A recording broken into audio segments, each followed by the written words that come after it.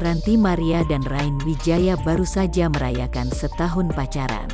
Jumat, tanggal 26 Maret tahun 2021 lalu, mereka berdua baru saja merayakan anniversary pertama sebagai pasangan. Bintang sinetron, Ranty Maria dan Rain Wijaya mulai berani mengungkapkan hubungan mereka. Lewat unggahan foto di akun Instagram mereka, kebersamaan mereka sebagai pasangan kekasih akhirnya dibagikan kepada publik. 525.960 minutes, tulis Ranty Maria di akun Instagram pribadinya tersebut Jumat tanggal 26 Maret tahun 2021. Banyak sahabat serta penggemar Ranty Maria yang mendukung hubungannya dengan Rain Wijaya.